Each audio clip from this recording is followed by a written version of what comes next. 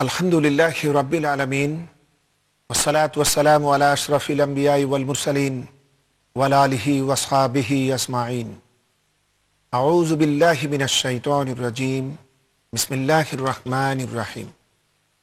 সম্মানিত দর্শক শ্রোতাবৃন্দ, ভাই এবং বোনেরা, আসসালামু আলাইকুম ওয়া রাহমাতুল্লাহি ওয়া বারাকাতুহু। আমরা আল্লাহ রাব্বুল ইজ্জত ওয়াল জালালের দরবারে তার অফুরন্ত অনুগ্রহের শুকর আদায় করি, যিনি প্রতিদিনকার মতো আজও আমাদেরকে ইসলামিক টিভি কর্তৃক আয়োজিত আজকের এই মহাজীবন অনুষ্ঠানে উপস্থিত থাকার সুযোগ দিয়ে দিলেন। এজন্য আমরা পড়ি আলহামদুলিল্লাহ। সম্মানিত ভাই এবং বোনেরা, আজকে আমরা আপনাদের সামনে আলোচনা রাখতে চাচ্ছি ইসলামের তৃতীয় খলিফা হযরত উসমান বিন আফফান রাদিয়াল্লাহু তাআলা আনহু সম্পর্কিত বিভিন্ন কথা আপনাদের সামনে আমরা আলোচনা রাখতে চাই।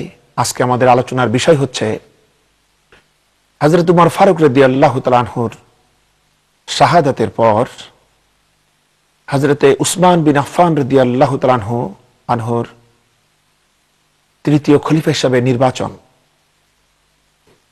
এটা দিয়ে আমরা এই আলোচনা শুরু করতে চাচ্ছি। হযরত উমর ফারুক রাদিয়াল্লাহু তাআলা আনহু তিনি যখন চরমভাবে আহত হলেন এবং যখন তার জীবন সম্পর্কে আর কারো কোনো আশা থাকলো না, সেরকম পরিস্থিতিতে সাহাবীদের মধ্যে দায়িত্বশীল ব্যক্তিবর্গ তার কাছে প্রস্তাব পেশ করলেন যে আমিরুল মুমিনিন, আপনার বিদায়ের পূর্বেই আপনি আপনার পরবর্তী খলিফা হিসেবে কাউকে স্থলাভিষিক্ত করে যান। হযরত উমর ফারুক রাদিয়াল্লাহু তাআলা আনহু তার জীবদ্দশায় এই সম্পর্কিত বিষয় নিয়ে তিনি বহুবার ভেবেছেন, কিন্তু নিজে কখনো সিদ্ধান্ত উপনীত হতে পারেন নাই। কিন্তু তিনি এর গুরুত্ব কতখানি সেটা তিনি বুঝতেন। তখন তিনি প্রশ্নকারীদেরকে বললেন যে আল্লাহ পাকের মেহেরবানি যে তোমাদের মাঝে এখনো আশারায়ে মুবাশশারার অন্তর্ভুক্ত সেই জান্নাতি সাহাবীরা এখনো রয়েছেন। আমি আমার জীবিতকালে খেলাফতের কঠিন দায়িত্ব আমি পালন করেছি। আমি আর চাই না যে আমি কারো নাম বলে তার দায়িত্ব মৃত্যুর পরেও বহন করতে। আমি যদি নিজে কাউকে নিযুক্ত করে যাই, তাহলে তার দৃষ্টান্ত যেমন আছে আমার থেকে উত্তম ব্যক্তির কর্মধারার ভিতরে, আর আমি যদি তা নিযুক্ত করে না যাই, তবে তারও দৃষ্টান্ত আছে যে তার থেকেও সর্বোত্তম ব্যক্তির মাঝে। সুতরাং আমি আর এই ব্যাপারে কোনো দায়িত্ব নিতে চাই না। তবে আমি তোমাদেরকে পরামর্শ দিতে পারি, রাসূল পাক সাল্লাল্লাহু আলাইহি ওয়াসাল্লাম তার ইন্তেকালের পূর্ব পর্যন্ত যাদের প্রতি তিনি সন্তুষ্ট ছিলেন, এরকম আশারায়ে মুবাশশারার সাহাবী বৃন্দ তোমাদের মাঝে আছে। যেমন রয়েছে হযরত উসমান বিন আফফান রাদিয়াল্লাহু তাআলা আনহু, হযরত আলী ইবনে আবি তালিব রাদিয়াল্লাহু তাআলা আনহু, এবং হুজুরের সওয়ারি এবং তার ফুফাতো ভাই হযরত জুবাইর বিন আওয়াম রাদিয়াল্লাহু তাআলা আনহু, হযরত তালহা বিন উবাইদুল্লাহ রাদিয়াল্লাহু তাআলা আনহু, এবং হুজুর সাল্লাল্লাহু আলাইহি ওয়াসাল্লামের মাতুল হযরত সাদ বিন আবি ওয়াক্কাস রাদিয়াল্লাহু তাআলা আনহু, এবং আব্দুর রহমান বিন আউফ রাদিয়াল্লাহু তাআলা আনহু। এদের মতো সম্মানিত জান্নাতি সাহাবীরা তোমাদের মাঝে এখনো আছে। তাদের ভিতরে তোমরা কাউকে নিজেদের খলিফা হিসাবে নির্বাচিত করে নিতে পারো। এখানে লক্ষণীয় বিষয় হচ্ছে এই, আশারায়ে মুবাশশারার অন্তর্ভুক্ত আরো একজন সাহাবী তখনও বেঁচে ছিলেন, যার নাম হচ্ছে হযরত সাইদ বিন যায়েদ রাদিয়াল্লাহু তাআলা আনহু। কিন্তু হযরত উমর ফারুক রাদিয়াল্লাহু তাআলা আনহু তার নাম উল্লেখ করলেন না। কারণ ছিল এই যে হযরত সাইদ বিন যায়েদ রাদিয়াল্লাহু তাআলা আনহু ছিলেন হযরত উমর ফারুক রাদিয়াল্লাহু তাআলা আনহুর চাচাতো ভাই এবং সম্পর্কে হচ্ছে শ্যালক। যেজন্য স্বজনপ্রীতি থেকে তিনি মুক্ত হওয়ার জন্যই তার নাম উল্লেখ করেননি। এরপরে তিনি তার শাসনামলের বিভিন্ন সময় হযরত আলী রাদিয়াল্লাহু তাআলা আনহুর কাছ থেকে তিনি পরামর্শ নিতেন এবং তার পরামর্শকে তিনি অত্যন্ত গুরুত্ব দিতেন, যার কারণে তিনি এরকমও কখনো বলতেন যে তোমরা যদি হযরত আলী রাদিয়াল্লাহু তাআলা আনহুকে নিজেদের খলিফা হিসেবে দায়িত্ব দাও, তবে আশা করা যায় তিনি তোমাদেরকে সত্যের পথেই পরিচালিত করবেন।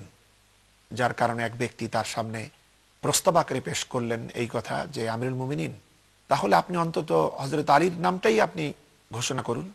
কিন্তু তিনি বললেন, দেখো, আমি জীবিত বা মৃত অবস্থায় কারো দায়িত্ব নিতে পারি না। আসলে এখানে লক্ষণীয় বিষয় হচ্ছে এই, হযরত আলী রাদিয়াল্লাহু তাআলা আনহু ছিলেন তার সম্মানিত শ্বশুর, সুতরাং তিনি চান নাই যে যেন তার উপরে কখনো কোনো কালে স্বজনপ্রীতির কোনো অপ্রীতিকর অভিযোগ যেন তার উপরে দেওয়া না যায়, তাই তিনি এ কথাও বললেন না। এবং তিনি বারবার এটাই বললেন যে তোমরা নিজেরা এদের ব্যাপারে তোমার সিদ্ধান্ত নিতে পারো, এদের সকলেই সর্বোত্তম মানুষ, এতে কোনো সন্দেহ নেই। এরপরে তিনি এই 6 জন ব্যক্তিকে ডাকলেন। এর ভিতরে তখন হযরতে তালহা বিন উবাইদুল্লাহ আনসারী হযরতে তালহা বিন উবাইদুল্লাহ রাদিয়াল্লাহু তাআলা আনহু তিনি তখন মদিনাতে ছিলেন না, সুতরাং 5 জনকে ডাকা হলো এবং তাদেরকে তিনি বললেন, দেখুন রাসূল পাক সাল্লাল্লাহু আলাইহি ওয়াসাল্লাম আপনাদের প্রতি সন্তুষ্ট অবস্থায় দুনিয়া থেকে বিদায় হয়েছেন এবং আপনারা সকলেই আপনারা সকলেই যোগ্যতম ব্যক্তি। আমি মনে করি জনগণের নেতৃত্বের ভার আপনাদের হাতেই থাকা শোভনীয়, এটাই জাতির কল্যাণ। আপনারা যদি ঠিক থাকেন তবে আমার বিশ্বাস জনগণ নিয়ে আর কোনো চিন্তা করতে হবে না, কিন্তু আমি আপনাদের পারস্পরিক বিবাদকে বড্ড ভয় পাই। যদি আপনারা নিজেদের ভিতরে বিবাদে লিপ্ত থাকেন তাহলে আমি আশঙ্কা করি জনগণও দ্বিধা বিভক্ত হয়ে পড়বে। সম্মানিত ভাই এবং বোনেরা, হযরত ওমর ফারুক রাদিয়াল্লাহু তাআলা আনহু এই নসিহতের পর তিনি আরো বললেন যে এক ব্যক্তির প্রস্তাবের জবাবে তিনি প্রস্তাব করেছিলেন, আপনি আব্দুল্লাহ বিন উমর আপনার সম্মানিত পুত্র তাকেই না হয় খেলাফতের দায়িত্ব দিন। হযরত ওমর রাদিয়াল্লাহু তাআলা আনহু এই আহত অবস্থায়ও তিনি অত্যন্ত ক্রুদ্ধতার সাথে বললেন, আল্লাহ তোমার অমঙ্গল করুক, আমার বংশের ভিতরে আমি যে গুরুদায়িত্ব পালন করলাম এটাই যথেষ্ট। আমি চাই না আমার গোত্র কিংবা বংশ কিংবা কোনো স্বজনদের কেউ এই দায়িত্ব পালন করুক। আব্দুল বিন উমারকে যতক্ষণ তালহা না আসে ততক্ষণ তাকে তোমরা তোমাদের আলোচনায় রাখতে পারো। এছাড়াও যদি কখনো দেখা যায় যদি কোনো দুই ব্যক্তির পক্ষে যদি সমান সমান সম্মতি আসে, তারা উভয়ই সম্মতি দিলেন। তখন হযরত আব্দুর রহমান বিন আউফ রাদিয়াল্লাহু তাআলা আনহু তাদের দুজনকে বললেন যে খলিফা তো হবে একজন, সুতরাং আমি আপনাদের কাছ থেকে অঙ্গীকার পেতে চাই যে আপনাদের দুজনার ভিতরে যিনি আমির হবেন অন্যজন তাকে মেনে চলবেন এবং তার কাজের সহযোগিতা করবেন। এতে কি আপনারা দুজনই রাজি? তখন তারা দুজনই সম্মতি দিলেন। এরপরে হযরত আব্দুর রহমান বিন আউফ রাদিয়াল্লাহু তাআলা আনহু তিনি রাত দিন একাধারে প্রচন্ড পরিশ্রম করে তিনি জনমত নেওয়ার জন্য চেষ্টা করলেন। তিনি মদিনাতে আগত সেনাবাহিনীর দায়িত্বশীল কর্মকর্তাদের কাছ থেকে পরামর্শ নিলেন, গুরুত্বপূর্ণ দায়িত্বশীল সাহাবীদের কাছ থেকে পরামর্শ নিলেন। তিনি প্রবাসী মুসাফির যারা তখন মদিনাতে এসেছিলেন তাদের থেকে পরামর্শ নিলেন এবং আরবের বেদুইন সম্প্রদায় থেকেও তিনি পরামর্শ নিলেন এবং অন্তপুরবাসিনী মহিলাদের থেকেও তিনি পরামর্শ গ্রহণ করলেন। দেখা গেল হযরত মিকদাদ রাদিয়াল্লাহু তাআলা আনহু এবং হযরত আম্মার বিন ইয়াসির রাদিয়াল্লাহু তাআলা আনহু এরা দুজন হযরত আলী রাদিয়াল্লাহু তাআলা আনহুর পক্ষে পরামর্শ দিলেন। এছাড়া অধিকাংশ ব্যক্তিবর্গই হযরত উসমান রাদিয়াল্লাহু তাআলা আনহুর খেলাফতের ব্যাপারেই তারা পরামর্শ দিলেন। এইভাবে যখন সময় অতিবাহিত হতে চলল, মাত্র 3 দিন 3 রাত সময় ছিল, সময়ের শেষ প্রান্তে পৌঁছিয়ে সকলের থেকে যখন তিনি সকলের পরামর্শ গ্রহণ করে নিলেন, এরপরে তিনি গেলেন হযরতে উসমান রাদিয়াল্লাহু তাআলা আনহু এবং হযরত আলী রাদিয়াল্লাহু তাআলা আনহু তাদেরকে তিনি বললেন যে পৃথকভাবে তাদেরকে বললেন যে আমি যদি আপনার পক্ষে, যেমন তিনি হযরত আলী রাদিয়াল্লাহু তাআলা আনহুকে বললেন, আমি যদি আপনার পক্ষে খলিফা হিসাবে ঘোষণা না দিতে পারি তাহলে আপনি আপনার পরিবর্তে কার নাম উচ্চারণ করবেন? আপনার প্রস্তাবনাটা কি? হযরত আলী রাদিয়াল্লাহু তাআলা আনহু হযরত উসমান রাদিয়াল্লাহু তাআলা আনহুর নাম ঘোষণা করলেন। ঠিক এভাবেই তিনি হযরত উসমান রাদিয়াল্লাহু তাআলা আনহুকে প্রশ্ন করলেন, আমি যদি খলিফা হিসেবে আপনার নাম ঘোষণা করতে সক্ষম না হই তাহলে আপনি প্রস্তাব আকারে কার নাম বিবেচনা করবেন? হযরত উসমান রাদিয়াল্লাহু তাআলা আনহু হযরত আলী রাদিয়াল্লাহু তাআলা আনহুর নাম বললেন। এভাবে সকলের থেকে তিনি পরামর্শ নিয়ে তিনি এবার প্রস্তুতি নিলেন ঘোষণা করার জন্য। তখন মদিনা মুনাওয়ারায় প্রতিটি মানুষ ব্যাকুল হয়ে আছে শোনার জন্য হযরত ওমর ফারুক রাদিয়াল্লাহু তাআলা আনহুর দেওয়া নির্ধারিত সময়সীমার একেবারে শেষ প্রান্তে ফজরের ওয়াক্ত হলো। বিপুল পরিমাণ জনগণ মসজিদে নববী ভরে ফেললেন। হযরতে আব্দুর রহমান বিন আউফ রাদিয়াল্লাহু তাআলা আনহু তিনি তখন নিজে সেই পাগড়িটা মাথায় পরিধান করলেন, যে পাগড়িটা হুজুর পাক সাল্লাল্লাহু আলাইহি ওয়াসাল্লাম নিজ হাতে তার মাথায় পরিয়ে দিয়েছিলেন। এরপর তিনি কোমরে একটি তরবারি ঝুলিয়ে নিলেন। এরপরে তিনি মসজিদে নববীর দিকে অগ্রসর হলেন। লোকারণ্য হয়ে পড়েছে মসজিদে নববী। এই অবস্থায় তিনি প্রবেশ করলেন এবং ফজরের নামাজ শুরু হলো। হযরতে সুহাইল রুমি রাদিয়াল্লাহু তাআলা আনহুর ইমামতিতে ফজরের নামাজ শেষ হওয়ার পর হযরত আব্দুর রহমান বিন আউফ রাদিয়াল্লাহু তাআলা আনহু মেম্বরের উপরে আরোহণ করলেন। রাসূল পাক সাল্লাল্লাহু আলাইহি ওয়াসাল্লামের মেম্বরের উপরে দাঁড়িয়ে দণ্ডায়মান অবস্থায় তিনি বেশ কিছুক্ষণ যাবত দোয়া পড়তে লাগলেন। এরপরে তিনি সংক্ষিপ্ত বক্তব্য দিলেন। তিনি দেখতে পেলেন হযরত উসমান রাদিয়াল্লাহু তাআলা আনহু সকলের পিছে বসে আছে। তিনি অত্যন্ত লাজুক ব্যক্তি ছিলেন। তিনি সামনে এগিয়ে আসার মতো হিম্মত তিনি পান নাই। লোকারণ্য মসজিদে নববী, প্রতিটি মানুষ উৎকণ্ঠিত, উদ্বেলিত, তারা সকলে অপেক্ষা করতেছে, তারা সকলেই প্রতীক্ষারত যে কার নাম তিনি ঘোষণা করেন।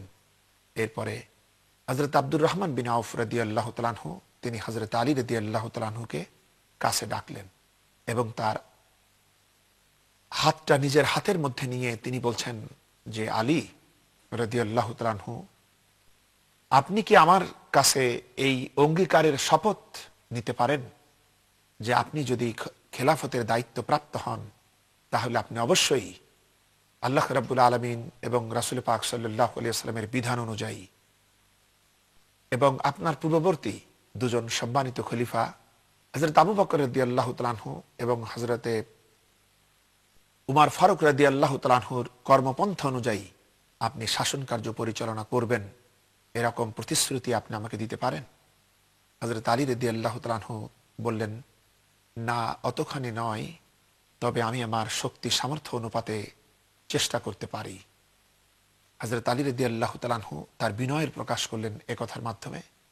হযরত আব্দুর রহমান বিন আউফ রাদিয়াল্লাহু তাআলা আনহু তার হাত ছেড়ে দিলেন। এরপরে তিনি হযরত উসমান রাদিয়াল্লাহু তাআলা আনহুকে ডাকলেন। হযরত উসমান রাদিয়াল্লাহু তাআলা আনহু এলেন।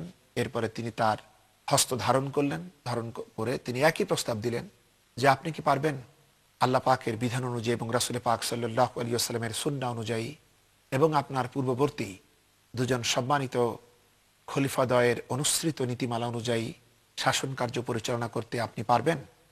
হযরত উসমান রাদিয়াল্লাহু তাআলা আনহু সঙ্গে সঙ্গে বললেন, পারবো। তখন তিনি হযরত উসমান রাদিয়াল্লাহু তাআলা আনহুর হস্ত ধারণ করে তিনি আকাশের পানে চেয়ে তিনি বলতে লাগলেন যে, হে রাব্বুল আলামিন, তুমি শ্রবণ করো আর সাক্ষী থাকো।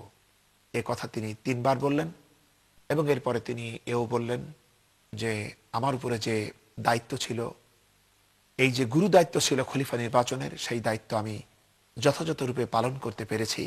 হে আল্লাহ, তুমি সাক্ষী থাকো। এরপরে হযরতে উসমান রাদিয়াল্লাহু তাআলা আনহুকে মুসলিম জাহানের 3য় খলিফা হিসেবে তিনি ঘোষণা দিলেন এবং তিনি সর্বপ্রথম হযরত উসমান রাদিয়াল্লাহু তাআলা আনহুর হস্ত ধারণ করে তিনি তার কাছে আনুগত্যের বায়াত গ্রহণ করলেন। এরপরে হযরত আলী রাদিয়াল্লাহু তাআলা আনহু বায়াত নিলেন এবং এরপরে সমগ্র জনতা হযরত উসমান রাদিয়াল্লাহু তাআলা আনহুর হাতে স্বতঃস্ফূর্ততার সাথে তারা বায়াত গ্রহণ করে হযরতে উসমান বিন আফফান রাদিয়াল্লাহু তাআলা আনহুকে ইসলামের 3য় খলিফা হিসেবে তারা সকলেই মেনে নিলেন। সম্মানিত ভাই এবং বোনেরা, হযরত উসমান রাদিয়াল্লাহু তাআলা আনহু খেলাফতের মসনদে আসীন হয়ে তিনি যখন সর্বপ্রথম জুমা পেলেন, সেই জুমা মসজিদ অর্থাৎ মসজিদে নববীর মেম্বরের গিয়ে রাসূল পাক সাল্লাল্লাহু আলাইহি ওয়াসাল্লাম ঠিক যেই সিঁড়িটার উপরে বসতেন, অর্থাৎ 3 স্তর বিশিষ্ট মেম্বর ছিল, তিনি তার উপরে বসলেন। বসে খুতবা শুরু করলেন। জনগণের ভিতরে অস্বস্তি শুরু হলো। তারা সকলেই এই জিনিসটাকে ভালো চোখে দেখল না, কারণ তারা জানতেন যে রাসূল পাক সাল্লাল্লাহু আলাইহি ওয়াসাল্লাম যেখানে বসতেন, পরবর্তী খলিফা হযরত আবু বকর সিদ্দিক রাদিয়াল্লাহু তাআলা আনহু খলিফা হওয়ার পর তিনি সেই জায়গাটায় বসতেন না। রাসূলের পবিত্র কদম মোবারক যেই সিঁড়ির উপরে থাকতো, 2য় সিঁড়িতে, তিনি শ্রদ্ধার সাথে সেখানে বসে খুতবা দিতেন অথবা দাঁড়িয়ে খুতবা দিতেন। এরপরে তার ইন্তেকালের পর দ্বিতীয় খলিফা হযরত উমর ফারুক রাদিয়াল্লাহু তাআলা আনহু তিনিও দ্বিতীয় সিঁড়িতে বসেন নাই। তিনি হযরত আবু বকর রাদিয়াল্লাহু তাআলা আনহুর প্রতি শ্রদ্ধাবশত তার কদম যেখানে থাকতো তিনি সর্বশেষ সিঁড়িতে বসতেন। কিন্তু আজকে যখন জনতা হযরত উসমান রাদিয়াল্লাহু তাআলা আনহুকে রাসূল পাক সাল্লাল্লাহু আলাইহি ওয়াসাল্লামের সেই সর্বোচ্চ সিঁড়িতে বসতে দেখলেন, তাদের ভিতরে অস্বস্তি শুরু হলো। কিন্তু খুতবার ভিতরে কথা বলা নিষেধ, তারা কিছু বললেন না। এরপরে নামাজ আনতে তার অভিযোগ পেশ করলো। হযরত উসমান রাদিয়াল্লাহু তাআলা আনহু বললেন, আমিও তো জানি, কিন্তু সমস্যা হলো মেম্বারের সিঁড়ি হচ্ছে 3খানা। আমি যদি এখন এরপরে সেটা বাদ দিয়ে আবার যদি একটা সিঁড়ি বানিয়ে বসি এবং আমার পরবর্তীতে যারা হবেন তারা যদি প্রত্যেকেই এইভাবে ঊর্ধ্বতন খলিফাদেরকে শ্রদ্ধা করে অনবরত সিঁড়ি বানাতে থাকে, তাহলে সেটা মসজিদের জন্য বেমানান হয়। আর মেম্বার করার নিয়ম তো এটাই, যেন একটু উঁচু জায়গায় দাঁড়িয়ে বক্তব্য রাখা হয় যাতে জনগণ তাকে দেখতে পারে। যে কারণে আমি এই কাজটা করেছি। সম্মানিত ভাই এবং বোনেরা, হযরতে উসমান রাদিয়াল্লাহু তাআলা আনহু দায়িত্ব পাওয়ার পরই সর্বপ্রথম তার দরবারে যে মামলাটা এলো সেটা হচ্ছে হযরতে উবাইদুল্লাহ ইবনে উমর রাদিয়াল্লাহু তাআলা আনহুর মামলা। অর্থাৎ আবু লুলু ফিরোজ যে হযরত উমর ফারুক রাদিয়াল্লাহু তাআলা আনহুকে যে ছুরিটা দিয়ে আঘাত করেছিল, তার সেদিন সেই ছুরিটা দেখে একটি কথা প্রকাশ হয়ে পড়ল, তা হচ্ছে এই, হযরত আব্দুর রহমান বিন আউফ রাদিয়াল্লাহু তাআলা আনহু, যিনি হযরত উমর ফারুক রাদিয়াল্লাহু তাআলা আনহুর আহত হওয়ার পরপরই যিনি নামাজের ইমামতি করেছিলেন, তিনি ছুরিটা দেখে বলেছিলেন যে এই ছুরিটা আমি গতকাল হারমুজান এবং জুফাইনার কাছে দেখেছি। আমি তাদের হাতে এই ছুরিটা দেখার পর তাদের জিজ্ঞাসা করলাম যে তোমরা ছুরি দিয়ে কি করবে? তারা বলল গোশত কাটবে। তিনি এরকম সাক্ষ্য দিলেন। দর্শক শ্রোতাবিন্দু, নিশ্চয় আপনাদের মনে থাকার কথা হারমুজানের সেই কথা, যিনি ইসলামের একটা মারাত্মক দুশমন হিসেবে ধরা পড়েছিলেন এবং হযরত উমর ফারুক রাদিয়াল্লাহু তাআলা আনহুর সামনে যখন তাকে আনা হয়েছিল তিনি তখন পানি চেয়েছিলেন এবং তাকে পানি দেওয়ার পর তিনি বলেছিলেন, আমি আশঙ্কা করি এই পানি পান করার পূর্বে আমাকে কেউ মেরে ফেলে কিনা। হযরত উমর ফারুক রাদিয়াল্লাহু তাআলা আনহু তখন তাকে অভয় দিয়ে বলেছিলেন, না, এই পানি পান করার পূর্বে তোমাকে মারা হবে না। এরপরে সেই ব্যক্তি পানি না পান করে পানি রেখে দিয়েছিলেন এবং বলেছিলেন, এখন তো আর আপনারা আমাকে মারতে পারবেন না। কিন্তু ইসলামের সততা এবং ইনসাফের অনুপম দৃষ্টান্ত স্থাপন করতে গিয়ে হযরত উমর ফারুক রাদিয়াল্লাহু তাআলা আনহু তাকে ক্ষমা করে দিয়েছিলেন এবং ওই ব্যক্তি ইসলাম গ্রহণ করেছিলেন এবং হযরত উমর ফারুক রাদিয়াল্লাহু তাআলা আনহু তাকে মদিনাতে বসবাসের ব্যবস্থা করে দিয়েছিলেন এবং বার্ষিক 2000 দিরহাম তার জন্য ভাতার ব্যবস্থা করেছিলেন। সেই হচ্ছে হারমুজান। আর সাদ বিন আবি ওয়াক্কাস রাদিয়াল্লাহু তাআলা আনহুর দুধ ভাই খ্রিস্টান ব্যক্তি জুফাইনা, হযরত সাদ রাদিয়াল্লাহু তাআলা আনহু দুধ ভাইয়ের হক হিসাবে তাকে মদিনাতে জায়গা করে দিয়েছিলেন। তাদের হাতে তিনি এই ছুরি দেখেছিলেন। এরপরে হযরত আবু বকরের পুত্র আব্দুর রহমান বিন আবু বকর রাদিয়াল্লাহু তাআলা আনহু তিনিও বললেন, গতরাতে যখন আমি পথ চলছিলাম তখন আবু লুলুর পাশ দিয়ে যেতে গিয়ে আমি দেখি আবু লুলু হারমুজান এবং জুফাইনার সাথে গোপনে চুপে চুপে কি যেন আলাপ করছে। আমাকে দেখে যখন আবু লুলু লুকাতে চেষ্টা করলো তখন তার হাত থেকে এই ছুরিটা পড়ে যায়। এই ছুরিটা আমি দেখেছি, এর মাঝখানে বাট এবং দুদিকে তার ফলা। দুইজন সম্মানিত ব্যক্তির সাক্ষ্য প্রদান শোনার পর হযরত উবাইদুল্লাহ বিন উমর রাদিয়াল্লাহু তাআলা আনহু প্রচন্ড ক্রোধে অধীর হয়ে তিনি এদেরকে হত্যা করেছিলেন এবং আবু লুলুর মেয়েকেও হত্যা করেছিলেন। যখন এই মামলাটা হযরত উসমান রাদিয়াল্লাহু তাআলা আনহুর দরবারে এলো, হযরত আলী রাদিয়াল্লাহু তাআলা আনহু পরামর্শ দিলেন হত্যার বদলে হত্যা, সুতরাং উবাইদুল্লাহকে হত্যা করা হোক। কিন্তু মুহাজির সাহাবীরা আপত্তি করলেন যে এটা কেমন কথা, গতকাল তার পিতা শহীদ হলেন আর আজকে তার পুত্রকে হত্যা করতে হবে, এটা কেমন কথা। হযরতে আমর ইবনুল আস রাদিয়াল্লাহু তাআলা আনহু এটা বললেন যে আমিরুল মুমিনিন, আল্লাহ পাক এই ব্যাপারে আপনাকে ধরবেন না, কারণ এই হত্যাকাণ্ড আপনার আমলে ঘটে নাই, আপনি এ থেকে মুক্ত হতে পারেন। সম্মানিত ভাই এবং বোনেরা, যখন হযরত উসমান রাদিয়াল্লাহু তাআলা আনহুর আদালতে যখন এই কথা উঠল এবং সত্যিই প্রমাণিত হলো যে উবাইদুল্লাহ যাদেরকে হত্যা করেছে তার কারণ ছিল এই সাক্ষ্য, যে অর্থাৎ এই যে খঞ্জর কিংবা ছুরি দিয়ে আঘাত করা হয়েছিল, এটা যখন কয়েকজন সম্মানিত ব্যক্তির চোখে পড়ে গিয়েছিল তখন হযরত উবাইদুল্লাহ রাদিয়াল্লাহু তাআলা আনহু তিনিও এই ব্যাপারে ইতমিনান হয়েছিলেন এবং এরপরে তিনি নিজেকে নিয়ন্ত্রণ করতে না পেরে আবু লুলুর কন্যাকে হত্যা করেছিলেন এবং হারমুজান এবং জুফাইনা নামে সেই খ্রিস্টান ব্যক্তিকে তিনি হত্যা করেছিলেন। এবং যখন এই বিচারের কথা আসলো তখন পরামর্শ হিসাবে হযরত আলী রাদিয়াল্লাহু তাআলা আনহু হত্যার বদলে হত্যার কথাই বলেছিলেন, কিন্তু মুহাজির সাহাবারা এবং হযরতে আমর ইবনুল আস রাদিয়াল্লাহু তাআলা আনহু এটাই বললেন যে এই হত্যাকাণ্ড অনুষ্ঠিত হয়েছে আপনার খেলাফতে নয় এবং হযরত উমর ফারুক রাদিয়াল্লাহু তাআলা আনহুর খেলাফত কালেও নয়, সুতরাং অনায়াসেই আপনি আল্লাহ পাকের কাছে এই দায় দায়িত্ব থেকে মুক্ত হতে পারেন। এবং সাহাবীরা কিছু মানবিক কথা বললেন যা সত্যি অনুধাবনযোগ্য। তা হচ্ছে এই যে গতকাল তার পিতা শাহাদত বরণ করলেন আর আজকে আমরা তাকে মেরে ফেলব। সম্মানিত ভাই এবং বোনেরা, হযরত উসমান রাদিয়াল্লাহু তাআলা আনহু তখন বললেন যে এই ঘটনাটি হযরত উমর রাদিয়াল্লাহু তাআলা আনহুর খেলাফত আমলে অনুষ্ঠিত হয় নাই, আমার আমলে অনুষ্ঠিত হয় নাই, হয়েছে এর মধ্যবর্তী সময়, সুতরাং এই ব্যাপারে আমাকে দায়ী করা চলে না। তারপরও তিনি কি করলেন, ঐতিহাসিক তাবারির বর্ণনার ভিতরে রয়েছে তিনি যেহেতু হারমুজান এই তিন ব্যক্তির ভিতরে হারমুজান ছিলেন মুসলমান, সুতরাং তিনি হারমুজানের পুত্রকে ডাকলেন এবং ডেকে বললেন এই উবাইদুল্লাহ হচ্ছে তোমার পিতার হত্যাকারী। এবং হযরত উবাইদুল্লাহ বিন উমর রাদিয়াল্লাহু তাআলা আনহু এই তিনটা হত্যার ব্যাপারেই তিনি স্বীকারোক্তি দিয়েছিলেন, যার কারণে হযরত উসমান রাদিয়াল্লাহু তাআলা আনহু হারমুজানের পুত্রকে বললেন যে উবাইদুল্লাহ তোমার পিতার হত্যাকারী, সুতরাং আইনত তুমি তাকে নিতে পারো এবং তাকেও প্রতিশোধের জন্য তুমি তাকে হত্যা করতে পারো। কিন্তু আল্লাহ পাকের মেহেরবানি, হারমুজানের পুত্র সঙ্গে সঙ্গে বললেন আমিরুল মুমিনিন, আমি আল্লাহ রাব্বুল আলামিন এবং মুসলিম জনতার সন্তুষ্টির জন্য হত্যার কিসাস উবাইদুল্লাহর ব্যাপারে আমি ক্ষমা করে দিলাম। হারমুজানের এই পুত্রের এই উক্তি শ্রবণ করে মুসলমান জনতা এত সন্তুষ্ট হয়েছিলেন যে তারা হারমুজানের পুত্রকে মাথায় করে তার গৃহে পৌঁছিয়ে দিয়ে এসেছিলেন। এবং হযরত উসমান রাদিয়াল্লাহু তাআলা আনহু তিনি উবাইদুল্লাহর অভিভাবক হিসাবে তিনি অন্যদেরকে হত্যার দিয়াত স্বরূপ তিনি মূল্য প্রদান করে দিয়েছিলেন। সম্মানিত ভাই এবং বোনেরা, হযরত উসমান রাদিয়াল্লাহু তাআলা আনহুর খেলাফত শুরু হয়ে গেল।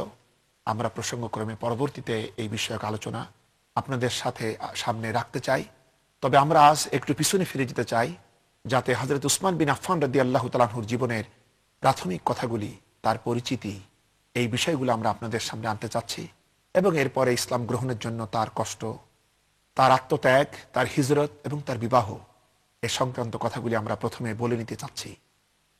সম্মানিত ভাই এবং বোনেরা, হযরত উসমান রাদিয়াল্লাহু তাআলা আনহু তার কুনিয়াত অর্থাৎ ডাকনাম ছিল আবু আব্দুল্লাহ, আবু আমর, এছাড়াও ছিল আবু লাইলা। এগুলা ছিল তার কুনিয়াত, তার ডাকনাম। সন্তানদের নাম থেকে এই নামগুলি হয়েছে, কিন্তু তার আসল নাম ছিল হযরত উসমান রাদিয়াল্লাহু তাআলা আনহু।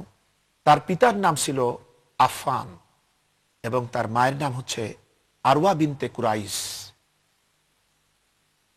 এরা সকলেই কুরাইশ বংশের অন্তর্ভুক্ত ছিল এবং আব্দে মানাফে গিয়ে হযরত উসমান রাদিয়াল্লাহু তাআলা আনহুর বংশধারা রাসূল পাক সাল্লাল্লাহু আলাইহি সাল্লামের বংশধারার সাথে মিলে গিয়েছে। হযরত উসমান রাদিয়াল্লাহু তাআলা আনহুর নানি ছিলেন বাইদা বিনতে আব্দুল মুত্তালিব, যিনি ছিলেন রাসূল পাক সাল্লাল্লাহু আলাইহি ওয়াসাল্লামের আপন ফুপু এবং হুজুর পাক সাল্লাল্লাহু আলাইহি ওয়াসাল্লামের পিতা আব্দুল্লাহর সহোদরা যমজ বোন।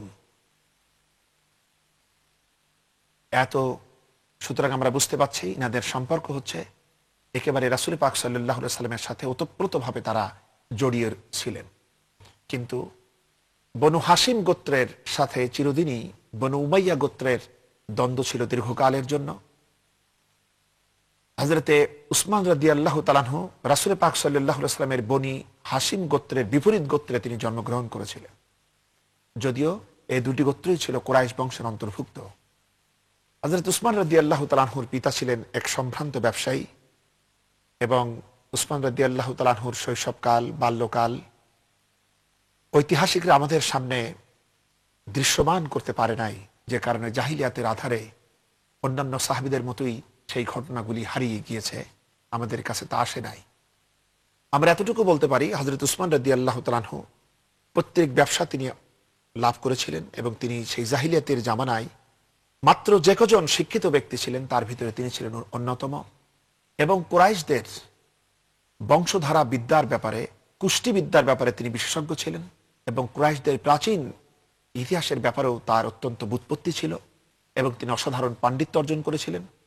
আর এরপরও তার প্রজ্ঞা, অভিজ্ঞতা, সৌজন্যবোধ, লৌকিকতা এবং বদান্যতার কারণে সবসময়ই তার চারিপাশে লোকেরা তাকে ঘিরে রাখত, সকলেই তাকে ভালোবাসত। তিনি অত্যন্ত মিশুক ব্যক্তি ছিলেন এবং সদালাপী ব্যক্তি ছিলেন। তার চেহারা ছিল অসাধারণ সুন্দর, তার চুল ছিল ঘন এবং কোকড়ানো, তার দাড়িগুলি ছিল সুবিন্যস্ত এবং ঘন, তার চেহারার বর্ণ ছিল খুবই সুন্দর, চেহারায় বসন্তের দাগ ছিল এবং তার দাড়িগুলি ছিল মেহেদি রঞ্জিত এবং তার দাঁতগুলি ছিল অসাধারণ পরিপাটি এবং সুন্দর।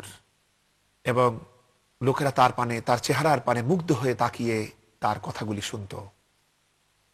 হযরত উসমান রাদিয়াল্লাহু তাআলা আনহু তিনি অত্যন্ত সততা এবং ন্যায়নীতির সাথে তার ব্যবসা পরিচালনার কারণে তিনি সমগ্র আরব জাহানের ভিতরে ব্যবসায় সর্বাধিক উন্নতি লাভ করেছিলেন এবং মক্কাবাসীরা তাকে তার ধনাঢ্যতা এবং তার বদান্যতার কারণে তাকে তখন থেকেই তারা গণী উপাধি দিয়েছিল।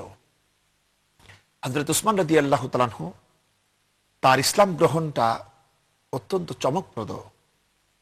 তিনি সেই প্রথম দিকেই ইসলাম গ্রহণ করেছিলেন এবং যারা প্রথম দিকে ইসলাম গ্রহণ করার সৌভাগ্য অর্জন করেছিলেন তাদের ভিতরে তিনি ছিলেন অন্যতম। এবং তিনি নিজেই বলেছেন, ইসলাম গ্রহণকারী সাহাবীদের ভিতরে আমি ছিলাম চতুর্থ, অর্থাৎ হযরত আবু বকর রাদিয়াল্লাহু তাআলা আনহু, হযরত আলী রাদিয়াল্লাহু তাআলা আনহু এবং হযরত যায়েদ বিন হারেসা রাদিয়াল্লাহু তাআলা আনহুর পর তিনি ইসলাম গ্রহণ করেছিলেন। এবং ইসলাম গ্রহণ করার পর তিনি তার সম্পূর্ণ যোগ্যতা, দক্ষতা এবং তার অর্থ সম্পদ সবকিছু তিনি মুহাম্মদ সাল্লাল্লাহু আলাইহি ওয়াসাল্লাম এবং ইসলামের সেবায় তিনি উদারভাবে নিয়োজিত রেখেছিলেন। কিন্তু তার ইসলাম গ্রহণের কাহিনী অত্যন্ত চমকপ্রদ হিসাবে সিরাত গ্রন্থগুলোতে উল্লেখিত হয়েছে। তার এক আত্মীয়া, তার নাম ছিল সুদা, তিনি ছিলেন সম্পর্কে তার ফুফু। তিনি তৎকালীন জামানায় ছিলেন কাহিন, অর্থাৎ ভবিষ্যৎ বক্তা, তিনি গণক ছিলেন। তিনি একবার হযরত উসমান রাদিয়াল্লাহু তাআলা আনহুকে বললেন যে মুহাম্মদ সাল্লাল্লাহু আলাইহি ওয়াসাল্লামের পক্ষে তিনি প্রশংসা করলেন এবং তাকে পরামর্শ দিলেন, তুমি গিয়ে তার আদর্শকে গ্রহণ করো। হযরত উসমান রাদিয়াল্লাহু তাআলা আনহু এই কথাটা নিয়ে চিন্তা করতে লাগলেন এবং এরপরে তিনি চলে গেলেন ব্যবসা উপলক্ষে সিরিয়ায় ব্যবসা করে তিনি যখন ফিরছিলেন তখন একটি উপত্যকায় তিনি বিশ্রাম নিচ্ছিলেন তার লোকদের সাথে। সেই উপত্যকায় তিনি যখন বিশ্রামরত অবস্থায় তন্দ্রা অবস্থায় ছিলেন তখন তিনি হঠাৎ একটি কণ্ঠস্বর শুনতে পেলেন। সেই কণ্ঠ যেন তাকে বলছে যে, হে ঘুমন্ত লোকেরা, তাড়াতাড়ি করো, মক্কাতে আহমদ নামে এক রাসূল এসেছেন, তোমরা গিয়ে তার শরণাপন্ন হও। হযরত উসমান রাদিয়াল্লাহু তাআলা আনহুর ঘুম ভেঙে গেল এবং তিনি মক্কাতে ফিরে এলেন। রুকাইয়া রাদিয়াল্লাহু তাআলা আনহার সাথে বিবাহের জন্য প্রস্তাব দিলেন। হুজুরে পাক সাল্লাল্লাহু আলাইহি ওয়াসাল্লাম উসমান রাদিয়াল্লাহু তাআলা আনহুকে বললেন, উসমান, তুমি একটু চিন্তা করে দেখো, ইসলাম গ্রহণ করার কারণে তোমার গোত্র তোমার প্রতি অত্যন্ত ক্ষুব্ধ। এই অবস্থায় তুমি যদি আমার মেয়েকে বিয়ে করো তাহলে পরিণতি তো আরো খারাপ হতে পারে। কিন্তু হযরত উসমান রাদিয়াল্লাহু তাআলা আনহু ছিলেন ইসলামের জন্য এবং হুজুরে পাক সাল্লাল্লাহু আলাইহি ওয়াসাল্লামের প্রতি অত্যন্ত নিবেদিত প্রাণ। সুতরাং তিনি তার কথা পুনরায় বললেন। হুজুর সাল্লাল্লাহু আলাইহি ওয়াসাল্লাম তখন হযরত রুকাইয়া রাদিয়াল্লাহু তাআলা আনহার সাথে হযরত উসমান রাদিয়াল্লাহু তাআলা আনহুর বিবাহ দিয়ে দিলেন। তারা সুন্দরভাবে সংসার করতে থাকলো। কিন্তু তার চাচা হাকাম ইবনুল আস, এই ব্যক্তির কাছে হযরত উসমান রাদিয়াল্লাহু তাআলা আনহুর ইসলাম গ্রহণ এবং এরপরে রাসূল পাক সাল্লাল্লাহু আলাইহি ওয়াসাল্লামের মেয়েকে বিবাহ, এই দুইটি ঘটনা তাকে অত্যন্ত ক্রুদ্ধ করে তুলল এবং সে এত প্রচন্ড রাগান্বিত হলো যে উসমানের পরে সে অত্যাচার শুরু করলো এবং হযরত উসমান রাদিয়াল্লাহু তাআলা আনহুকে দড়ি দিয়ে বেঁধে তার প্রতি অমানবিকভাবে প্রহার করা হতে লাগলো। কিন্তু হযরত উসমান রাদিয়াল্লাহু তাআলা আনহুর মা মুশরিক ছিলেন, তিনিও এ ব্যাপারে কিছু বললেন না এবং তার গোত্রের কোনো ব্যক্তি হযরত উসমান রাদিয়াল্লাহু তাআলা আনহুর সহযোগিতার জন্য কেউ এগিয়ে আসলো না।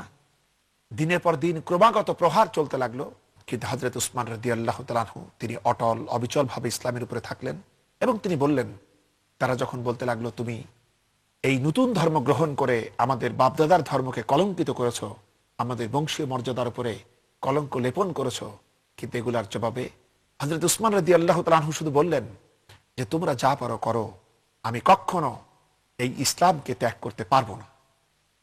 সম্মানিত ভাই এবং বোনেরা, হযরতে উসমান রাদিয়াল্লাহু তাআলা আনহুর এই অটল অবিচল কথার মোকাবেলায় তারা এক পর্যায়ে হার স্বীকার করলো এবং হযরত উসমান রাদিয়াল্লাহু তাআলা আনহুর এই কষ্টের কথা হুজুরে পাক সাল্লাল্লাহু আলাইহি ওয়াসাল্লাম যখন জানতে পারলেন, তখন তিনি হযরত উসমান রাদিয়াল্লাহু তাআলা আনহুকে হিজরতের পরামর্শ দিলেন। হযরত উসমান রাদিয়াল্লাহু তাআলা আনহু শুধু একাই তার গোত্রের ভিতরে ইসলাম গ্রহণ করেন নাই, বরং তিনি তার কর্মতৎপরতা এই প্রতিকূল পরিস্থিতিতেও অব্যাহতভাবে জারি রাখলেন এবং তার প্রচেষ্টায় তার সহোদরা বোন আমিনা ইসলাম গ্রহণ করলেন এবং তার বৈপিত্রীয় ভাই বোনদের ভিতরেও ওয়ালিদ, খালিদ, আম্মারা এবং উম্মু কুলসুম তারাও ইসলাম গ্রহণ করলেন এবং হযরতে উম্মু কুলসুম রাদিয়াল্লাহু তাআলা আনহা তিনি মুহাজির সাহাবী হিসেবে প্রথম ইসলাম গ্রহণ করেছেন এবং তিনি ছিলেন কুরাইশদের সেই প্রথম বধূ যিনি হুজুরে পাক সাল্লাল্লাহু আলাইহি ওয়াসাল্লামের পবিত্র হাতে তিনি বায়াত গ্রহণ করেছিলেন। সুতরাং হযরত উসমান রাদিয়াল্লাহু তাআলা আনহুর কর্মতৎপরতা চলতে থাকলো এবং হুজুরে পাক সাল্লাল্লাহু আলাইহি ওয়াসাল্লামের পরামর্শক্রমে তিনি তার সম্মানিতা স্ত্রী সহ তিনি আবিসিনিয়ার পথে প্রথম হিজরতের কাফেলার সাথে তিনিও হিজরত করলেন এবং তিনি চলে গেলেন আবিসিনিয়ায়। দীর্ঘকাল অতিবাহিত হতে থাকলো।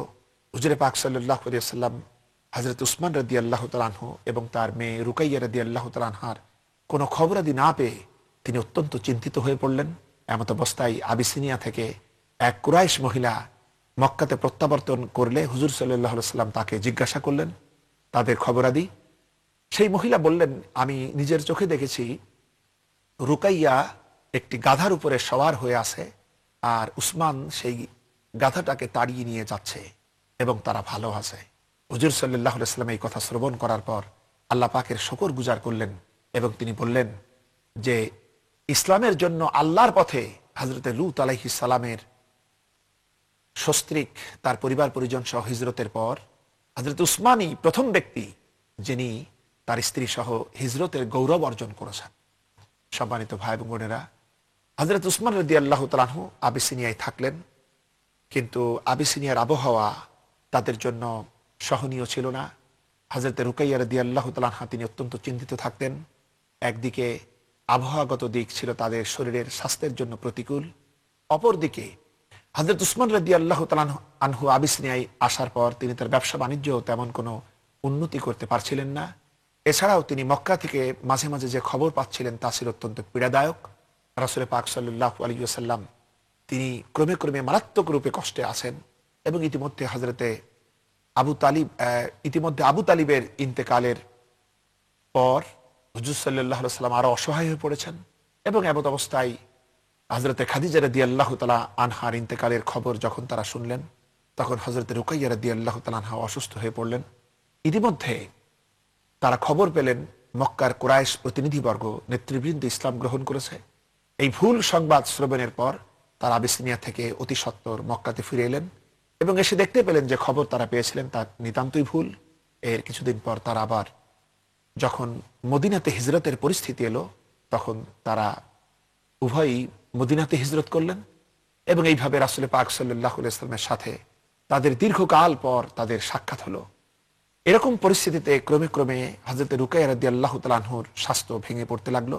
ইতিমধ্যে হুজুর সাল্লাল্লাহু আলাইহি ওয়াসাল্লাম মদিনা মুনাওয়ারায় তাশরিফ আনলেন এবং এরপরে বদরের যুদ্ধ যখন প্রস্তুতি শুরু হলো, সকলকেই হুজুর প্রস্তুতি নিতে বললেন।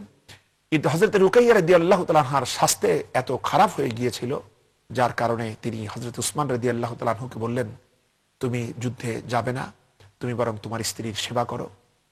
হযরত উসমান রাদিয়াল্লাহু তাআলা আনহু সকল দিক থেকেই মনক্ষুণ্ণ ছিলেন। একদিকে স্ত্রীর এই অবস্থা, অপরদিকে ইসলামের এই প্রথম জেহাদ, তা থেকে তিনি বঞ্চিত হয়ে যাচ্ছিলেন, যে জন্য তিনি অত্যন্ত মর্মপীড়ায় ভুগতেন। তার এই অবস্থা দেখে হুজুর সাল্লাল্লাহু আলাইহি ওয়াসাল্লাম একদিন উসমানকে বললেন, উসমান, তুমি এক কাজ করো, আমাদের সাথে তুমি বদর পর্যন্ত যাবে, এরপরে তুমি ফিরে আসবে, এতেই তোমাকে বদরের মর্যাদা দেওয়া হবে এবং তুমি গনিমতের সম্পদ তুমি লাভ করতে পারবে। তুমি গিয়ে তোমার স্ত্রীর সেবা করতে থাকো। হযরত উসমান রাদিয়াল্লাহু তাআলা আনহু ফিরে এলেন এবং তিনি তার স্ত্রীর সেবা শুশ্রূষা করতে থাকলেন। ইতিমধ্যে যুদ্ধ শুরু হলো। সেই যুদ্ধ থেকে হুজুর সাল্লাল্লাহু আলাইহি ওয়াসাল্লাম বদর যুদ্ধে কুরাইশদের উপরে তিনি যখন জয়যুক্ত হলেন এবং তিনি মদিনাতে ফিরে আসলেন, যখন বদরের যুদ্ধের বিজয়ের এই সংবাদ যখন মদিনাতে পৌঁছলো, কিন্তু তখনই হযরত রুকাইয়া রাদিয়াল্লাহু তাআলা আনহা ইন্তেকাল করলেন। একদিকে আনন্দের সংবাদ, অপরদিকে এই মারাত্মক দুঃসংবাদে সাহাবে কেরাম অত্যন্ত মর্মপীড়া অনুভব করতে লাগলেন এবং হুজুরে পাক সাল্লাল্লাহু আলাইহি ওয়াসাল্লাম অত্যন্ত কষ্ট পেলেন। এরকম পরিস্থিতিতে হযরত উসমান রাদিয়াল্লাহু তাআলা আনহু নিজেও কষ্ট পেলেন, কারণ তাদের দাম্পত্য জীবন ছিল এত সুন্দর যে লোকেরা বলা বলি করত, কেউ যদি আদর্শ দম্পতি দেখতে চাও তাহলে হযরত উসমান রাদিয়াল্লাহু তাআলা আনহু এবং হযরত রুকাইয়া রাদিয়াল্লাহু তাআলা আনহার দাম্পত্য জীবনের দিকে তোমরা তাকাও। সম্মানিত ভাই এবং বোনেরা, হযরত উসমান রাদিয়াল্লাহু তাআলা আনহু রাসূল পাক সাল্লাল্লাহু আলাইহি ওয়াসাল্লামের এই পবিত্র কন্যার সাথে তার দাম্পত্য আদর্শ সত্যিই মোহনীয়, সত্যি আমাদের জন্য আদর্শের জন্য অত্যন্ত অনুকরণীয় আদর্শ, এতে কোনো সন্দেহ নাই। এরপরে হযরত উসমান রাদিয়াল্লাহু তাআলা আনহু এত কষ্ট পেতে লাগলেন, তিনি বারবার আফসোস করে বলতে থাকলেন যে রাসূল পাক সাল্লাল্লাহু আলাইহি ওয়াসাল্লামের সাথে আমার আত্মীয়তার যে বন্ধন ছিল সেটা ছিন্ন হয়ে গেল, এখন আমার উপায় কি? কারণ তিনি শুনেছিলেন হুজুর সাল্লাল্লাহু আলাইহি ওয়াসাল্লাম বলেছেন, কিয়ামতের দিন সকল আত্মীয়তার বন্ধন শেষ হয়ে যাবে, শুধুমাত্র টিকে থাকবে রাসূল পাক সাল্লাল্লাহু আলাইহি ওয়াসাল্লামের সাথে আত্মীয়তার বন্ধন। হুজুর পাক সাল্লাল্লাহু আলাইহি ওয়াসাল্লাম হযরত উসমান রাদিয়াল্লাহু তাআলা আনহুর এই কষ্ট দেখে তিনি তখন তার সেজ কন্যা হযরত উম্মে কুলসুম রাদিয়াল্লাহু তাআলা আনহার সাথে পরবর্তীতে তিনি তার বিবাহ সম্পন্ন করেন এবং এর মাধ্যমে হযরত উসমান রাদিয়াল্লাহু তাআলা আনহুর উপাধি হয়ে গেল জুন্নুর আইন। সাহাবে কেরাম তাকে এটাই বলতেন, তার অর্থ হচ্ছে দুই নূরের অধিকারী। এবং হযরত উসমান রাদিয়াল্লাহু তাআলা আনহু হলেন বিশ্বের ইতিহাসে এক অনন্য ব্যক্তি এই দিক থেকে যে পৃথিবীতে তিনি একমাত্র ব্যক্তি যিনি রাসূলের দুইজন মেয়েকে বিবাহ করতে পেরেছিলেন। পৃথিবীর ইতিহাসে আর কেউ একই নবীর দুইজন সন্তানকে বিবাহ করার সৌভাগ্য অর্জন করেন নাই। সম্মানিত ভাই এবং বোনেরা, এর মাধ্যমে আমরা হযরত উসমান রাদিয়াল্লাহু তাআলা আনহুর মর্যাদা, তার গুরুত্ব আমাদের সামনে ফুটে ওঠে। আজকে আমাদের আলোচনা এই পর্যন্তই। আল্লাহ পাক আমাদেরকে এ সমস্ত আলোচনা থেকে হেদায়েত লাভের তৌফিক দান করুন। এরপরে পরবর্তী কথা আমরা আগামী পর্বে আপনাদের সামনে আলোচনা রাখতে চাই। আপনারা দোয়া করুন আল্লাহ রাব্বুল আলামিন যেন আমাদেরকে দ্বীনের পথে তার পছন্দনীয় ভাবেই যেন কবুল করেন। আমরা সকলেই পড়ি আমিন। আখির দাওয়ানা আনিল হামদুলিল্লাহি রাব্বিল আলামিন। আসসালামু আলাইকুম ওয়া রাহমাতুল্লাহি ওয়া বারাকাতুহু।